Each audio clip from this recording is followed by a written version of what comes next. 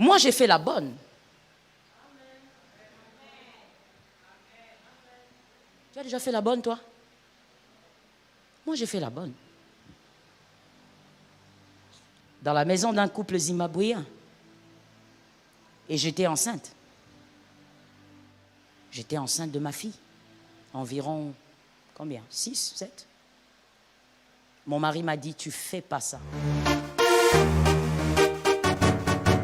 Shalom bien-aimé dans le Seigneur Jésus-Christ. Aujourd'hui, la servante de Dieu, pasteur Joël Gloria Cabassel, pasteur responsable de l'église Assemblée évangélique Nouvelle Alliance de Kinshasa, parle de sa vie pendant le moment difficile. Dans ce témoignage, elle nous exhorte à ne jamais baisser les bras pendant les épreuves de la vie car les épreuves ne sont jamais une fin en soi, mais elles servent toujours à mettre à l'épreuve l'authenticité et la sincérité de notre foi. Nous pouvons considérer les épreuves que nous traversons comme un sujet de joie complète parce que nous savons que toute difficulté est dans les mains de notre Seigneur et Maître. Le Seigneur peut nous placer devant une épreuve pour nous pousser hors de notre zone de confort et de nos réseaux de soutien autres que lui. Nous sommes amenés à tomber à genoux et à confesser, « Qui d'autre ai-je au ciel ?» Psaume 73 verset 25.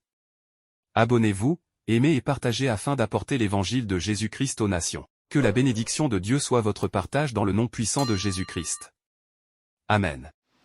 Dans la vie de tout fils de Dieu, il y a une saison inévitable. Une saison qui a la capacité de vous détruire mentalement, de vous détruire spirituellement et même de détruire votre vie communautaire. Mais cette saison est obligatoire dans la vie de tout fils de Dieu. Que quelqu'un me dise obligatoire.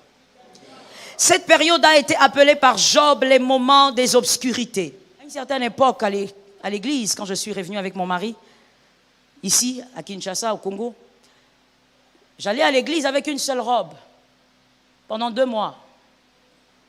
Avec une seule robe, chaque dimanche. Le problème avec cette robe, c'est qu'elle était tellement robe. C'est-à-dire quoi? C'est-à-dire que il est difficile que tu voies cette robe et l'oublier. Et donc, il est difficile que tu ne te rappelles pas que c'est la robe que j'avais portée. Je venais avec. Chaque dimanche. Et une fois même, une dame de l'église, elle est ma sœur dans le Seigneur. Elle vient me saluer. Vous voyez les salutations de la fin. Il y a des salutations de la fin qui ne sont pas des salutations. Elle vient là, elle dit, comment tu vas? Je dis, ça va bien. Ah oui, t'es sûr? Je dis, oui, ça va. Il dit, mais tu sais que ça se parle, hein? Ça se raconte. Hein? Je dis, de quoi tu parles? Mais attends, tu es quand même la belle-fille du DG. Comment est-ce que toi, tu viens avec une seule robe à l'église? Qu'est-ce qui se passe? Je lui ai dit ceci en regardant la dame dans les yeux. J'ai dit, tu as dit que j'étais qui? Il dit, tu es la belle-fille du DG. J'ai dit, oui, tu as bien parlé. Je suis la belle-fille. Mon mari n'est pas DG. Tu as compris cette phrase? Elle me regarde et me dit, bon, ça veut dire quoi? Je dis, ça veut tout simplement dire que je porterai ce que tu souhaites là, quand Dieu bénira mon mari ou quand Dieu me bénira. Et après ce dimanche, l'autre dimanche, je suis venue avec ma robe. Je suis venue avec ma robe. Très calme, très à l'aise, sans problème. Au fait, qu'est-ce qui s'était passé? C'est qu'en voyageant, en revenant, déjà que j'étais traumatisée par le fait de revenir ici, en revenant maintenant, tu sais, c'était vraiment comme la femme de Lot. Hein? Quand je revenais là, c'était comme la femme de Lot, je vous assure, maman Georgette. Même quand on traversait le fleuve Congo là, donc, si je me retournais, si je pouvais... statue de sel. C'est-à-dire, mon cœur était resté là-bas. Alors, en revenant, comme je voulais déjà pas revenir, le Seigneur a insisté, j'ai dit, bon, en tout cas, le Congo là, c'est le chaos total. Alors, je prends la valise, je remplis la valise des effets de ma fille. J'ai dit, je veux qu'elle manque de rien. Vraiment, je veux qu'elles ne sentent pas la différence. Or, c'est faux. Je remplis et je dis, bon, moi, tous mes effets peuvent rester. Alors, j'ai amené seulement les effets de ma fille. Et j'ai amené ma fameuse robe. Mon frère, ce que tu vis dépend d'où tu vas. Et même si les gens te jugent par rapport à ce que tu vis, toi, tu sais là où tu vas. Ce qui détruit les gens pendant l'épreuve, c'est que les gens disent, frère, ma soeur, ni chaud ni froid, ni chaud. Je suis revenu à l'église avec la même robe. Et j'ai loué le Seigneur. J'ai adoré le Seigneur. Et je bénis le Seigneur. Le jour où j'ai parlé de ça, c'est le jour où j'ai témoigné. Je parlais de ça comme ça à mes fils. C'est ce jour-là même où mon mari aussi a entendu que la chose était passée. Il m'a dit, mais pourquoi tu ne m'avais pas dit? J'ai dit, je vais te dire comment. Pourquoi? Ça change quoi? L'épreuve. Est-ce que quelqu'un m'entend? Mais aujourd'hui, je peux me tenir devant toi et te le dire. Toi, les dimanches, peut-être que tu changes quand même des vêtements, mais moi, il m'est arrivé de ne pas changer. Il y a certaines choses que j'ai évité de dire pendant des années pour ne pas choquer mon père, mais je me dis, il est pasteur, il va comprendre. Moi, j'ai fait la bonne.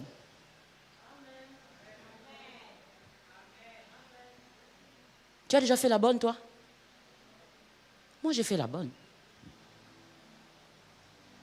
Dans la maison d'un couple zimbabwéen. Et j'étais enceinte. Je ne dis pas la nounou.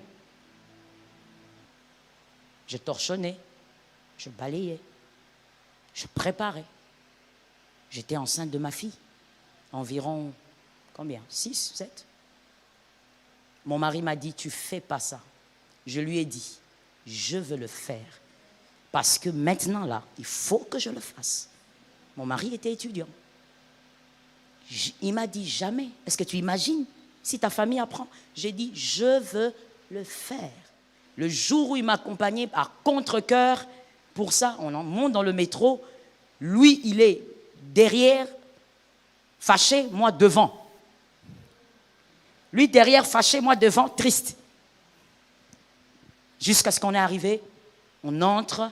C'est un jeune étudiant qui était étudiant à l'époque, qui nous avait mis en contact avec le couple. On arrive, ils nous reçoivent très bien, jovialement. On se met, on parle, on discute. Et quand on discutait maintenant sur le salaire, mon mari ne parlait même pas. Il avait une tête que je n'ai plus revue jusqu'aujourd'hui. Il ne parlait pas. Et moi, je discutais, je dis oui, moi, je veux être payé autant parce que si on tient compte du métro et tout ça, voilà, les dépenses que je veux faire. Et puis, je dis ok. On s'est mis d'accord. Et finalement, ils étaient tellement gentils, le couple, ils ont senti que mon mari était vraiment presque détruit en lui-même. Et en sortant de là, je lui ai dit, « Hey, tout va bien. C'est une période de la vie. C'est une saison de la vie. Mais ça ne résume pas tout d'une vie. » Est-ce que quelqu'un m'entend? On est sorti de là. Et quand j'ai commencé le travail. J'y allais le matin, avec mon ventre comme ça, qui pointait. Tu sais, Primipare, comment elle est? Primipare. Il y a des gens qui ne connaissent pas ça que c'est. En plus, c'est célibataire. Ils ne comprennent même pas le mot Primipare. Le premier bébé. Pointu là. Je pars. Je travaille. Des fois, la dame, elle venait, elle me dit, non, don't do that. Ne fais pas ça. Je dis, non, c'est pas grave. Si j'ai mal, je vais arrêter. Je torchonne, je fais la vaisselle. Il avait des enfants, je m'occupe des enfants. Est-ce que ma mémoire est bonne? Si je ne me trompe pas, peut-être 2. Je ne me souviens plus, 2, je crois. En tout cas, pas moins. Je lave les enfants, je les habille et tout. On doit sortir, on sort ensemble. Je reste avec les enfants. Elle va au supermarché, moi je reste avec les enfants en voiture. Et on rentre à la maison. La personne qui faisait tout ça, c'était celle qui avait grandi chez elle et qui n'avait jamais repassé même un cinglé. J'avais des gens qui faisaient tout pour moi. Ce n'était pas moi, c'était mon père. Ça, c'est la gloire de mon père. Par la grâce de Dieu, j'ai eu un père très responsable. Je crois que c'est de lui que je reçois cette capacité d'assumer et d'être responsable dans la vie. Parce que c'est un homme, je le dis, je n'attends pas sa mort pour le dire, il a été très responsable. Et donc, jamais il n'a permis que nous puissions même repasser un cinglé. Il y avait des gens qui faisaient tout ça. Toi, tu viens, tu habilles, tu manges, tu pars, tu montes, tu descends. Mais un jour dans ma vie, j'étais obligé de le faire. Et quand je revenais à la maison, mon frère, Premier jour, j'ai pleuré. Deuxième, je pleurais. Un jour, le Seigneur m'a dit, tu pleures quoi? Tu arrêtes de pleurer. Ce que tu es en train de faire a déjà été prévu. Et la suite a aussi été prévue. Oh, j'ai reçu cette phrase-là. Et j'ai commencé à travailler dans la paix. Mon frère, je continue à te raconter cette histoire, écoute-moi bien.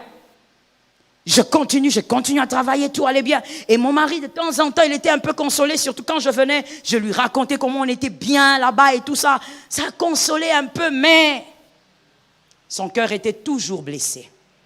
Et à un moment donné, la dame qui me dit, ah, tu sais, maintenant là, tu as pratiquement 8 mois et demi. Il ne faut pas que tu continues comme ça. Parce que j'ai travaillé jusqu'à ce moment-là, 8 mois comme ça.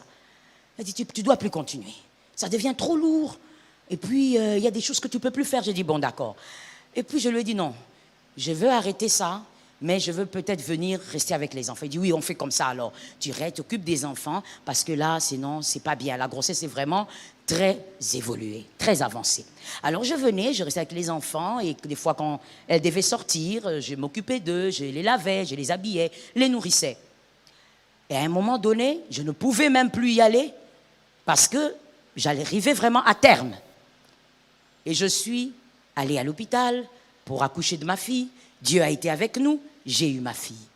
Quand j'ai eu ma fille, le premier ou le deuxième jour, on vient m'annoncer à l'hôpital, une infirmière vient me dire, il y a un couple qui veut te voir. Je dis, ok, ils peuvent venir. Et quand je vois c'est le couple, je suis heureuse de les voir. J'ai dit, oh gloire à Dieu, on s'embrasse. Parce qu'ils étaient de couples chrétiens, ils étaient adventistes. On a prié ensemble et ils ont béni le Seigneur, ils étaient contents pour moi. Et ils m'ont dit, bah, Joël, on t'a amené un peu d'eau. J'ai dit, ah merci, surtout en ce moment, j'ai besoin d'eau, il faut que je boive beaucoup. Frère, c'était pas de l'eau. Des cartons sont entrés d'eau, de jus, les vêtements de ma fille. Des histoires dont je n'avais pas besoin sont entrées. Je dis, mais ça va, on va mettre tout ça où? Ça va prendre la place de la chambre. Elle me dit, ah, ça va prendre la place? D'accord, on va s'arranger, on va amener ça à la maison. Ils ont amené à la maison. Le jour de ma sortie, ils sont venus. L'homme est venu. Il me dit, mais il y a déjà une voiture. Je dis, oui, les frères de l'église sont venus. Bon, on va alors à la maison. On est allé à la maison. J'ai trouvé la chambre. Ils avaient arrangé la chambre. Ils ont mis des fleurs. Toi, tu... Zambasonga. Frère. Ils ont mis des fleurs. Ils ont arrangé. J'étais là, j'étais presque en larmes. J'ai dit, mais qu'est-ce qui se passe ici? Et les autres sont venus, les dames de l'église, magnifiques, de l'église réformée de Tunis, sont venues. Elles ont dit, on va préparer pendant 1 semaine, matin, midi, soir. Et c'est réglé comme une horloge suisse. C'est pas comme quand toi tu me dis, je viens à 12h, tu viens à 16h. Ils viennent matin, midi, soir. Ça manquait pas. Ça commençait même à déborder dans le frigo parce qu'on mangeait pas tout. Le couple-là était là. Ils ont soutenu. Nous sommes revenus au Congo. Ce couple a continué à envoyer des vêtements à Gabriel jusqu'à ses 4-5 ans. Il est le Dieu qui permet l'épreuve et il refuse que tu sortes de là blessé.